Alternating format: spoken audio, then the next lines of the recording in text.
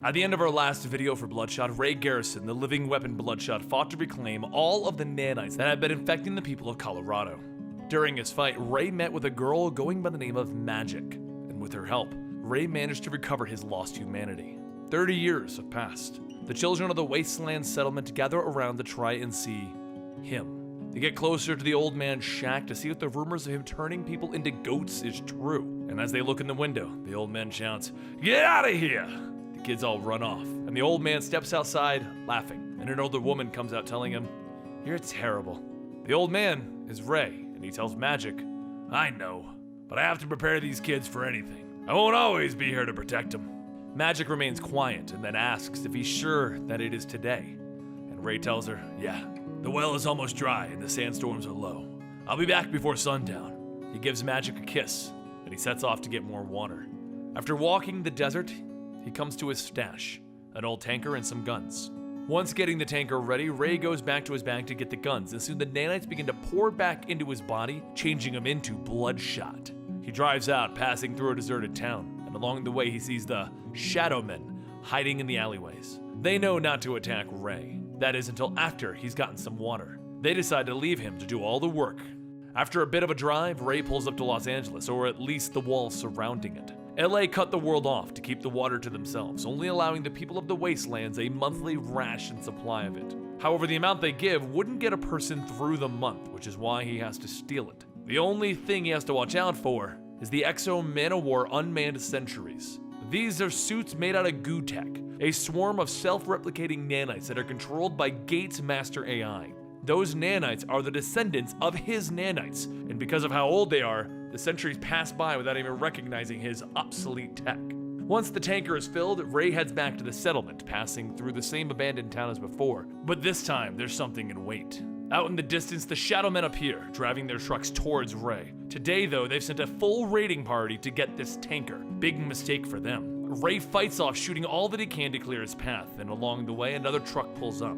This one, the Shadow Men on it hold something out, and fire begins hitting the truck. That shot came from a goo tech weapon, one that the Shadow Men shouldn't even have. The leader begins calling out orders for everyone to unhitch and take the tanker, but as Ray reaches for his gun, he sees all of the heads of the Shadow Men fall to the ground, and a voice tells him, "Well, hello there, old chap. Fancy saving the world?" And Ray looks up to see Ninjak. Ninjak explains that there's something wrong in Los Angeles. The Exo Man-O-War sentries have been targeting civilians and killing everyone. Milia, Faith, and Torque all helped stand against them, but in the end, they were all killed. So he escaped on his jet, and now he's here. Ray tells him, "Yeah, there you are. Now get lost." He goes on saying how sure what's happening is terrible, but he's got his own people to take care of now. After flipping the truck back over, Ninjak says that he needs to hear him out. "Ray," and Ray then tells him, "You don't get to call me that. Besides, from what you said already, things are probably too late for people anyway." And once Ray makes the repairs needed to the tanker, he heads back home. But what he finds at home is death. The Shadow Men attacked while he was gone. Ray runs into his shack to check on Magic, but she too is gone. This place was supposed to be safe for Magic. It would only seem fitting to bury her here. Though he wishes he could have died with her so that the two of them could lay next to each other, Ray knows that this isn't the end. After burying everyone, he then sets fire to the settlement, and he calls out, "I know you're there. I heard you 3 hours ago." Ninjak walks out stating that he just wanted to give him some time to grieve. And Ray says, "I'll help you, but first, we're going after the Shadow Men, every last one of them. But you're driving. I burned my truck in the fire." The two take off in Ninjak's jet, and for a moment, Ray considers turning back, but then it's gone, like everything else. Deep down, he knows that one way or another, the end is coming. During the flight, Ray thinks back to the time that him and Magic used to play chess. And then he heard something, a beeping sound. He wakes up still hearing that beeping, and Ninjak tells him that it's the ground-to-air alarm. The Shadow Men have goo-tech anti-aircraft weapons. The cannon fire hits the jet, and the two of them escape with parachutes, or at least Ninjak does. Once on the ground, Ninjak says that he would offer him a painkiller, but he takes it that he doesn't need it. Ray's leg twists back into place, and he tells him, "Nope, I'm good. But we do have company."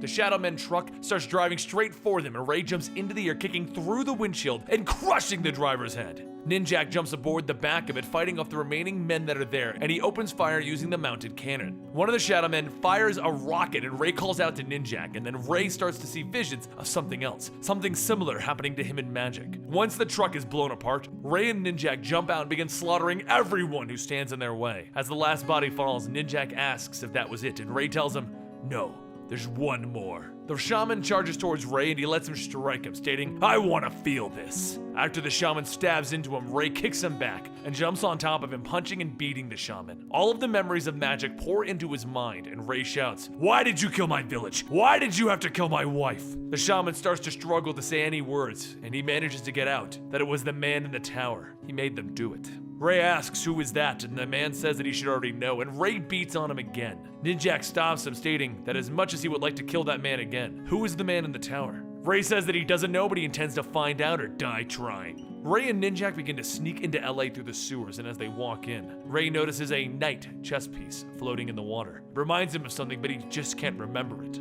As they continue to make their way through, Ray continues seeing those visions, all as if they were playing out like they had happened before, up to the point where him and Magic were surrounded. Except now it's him and Ninjak surrounded by exo-sentries. The two start taking down the sentries, but because of the self-replicating nanites, they just continue coming back. Ninjak tells Ray to go on ahead, he'll handle these things. But during the struggle to pull the nanites off, Ray steps forward and sees Ninjak in his old costume. Ray demands to know what's going on. Is he the man in the tower? And Ninjak pushes him off, stating, "No, but I can take you to him." The two head up in the elevator, and as the doors open, Ray sees the PRS logo on the wall and Livewire. Ray shouts, "What is all of this?" And Ninjak says, "Remember that time that we came to visit you in Colorado? Well, we had Livewire implant a virus into your nanotech, a little failsafe just in case this happened." Ninjak goes on stating that it was placed just in case they came again. But Ray says he doesn't understand any of this, he just wants answers. Ray charges through the hallway towards the door to the man in the tower's office, and he kicks it in to see nothing. Ninjak says, "You remember now?" And Livewire tells him, "You're the man in the tower. None of this is real. The last 30 years, none of it happened. 30 years ago, after Colorado, you and Magic were on the run for a few months, and then it ended. They came for you, Project Rising Spirit, and they captured both of you." Ray tells them no, but Livewire tells them that that is why they are here. The virus that they put inside of him, it's time for him to wake up. Suddenly, Ray's eyes begin to open, and he pushes open the test tube that he's in, pulling away all of the machines that are hooked up to him. He looks around and he doesn't see anyone in the facility, and he begins to climb out. Once outside, he shouts for Magic, but then a voice tells him, "Hey, Ray!" He turns around to see blood squirt. "Ya miss me?"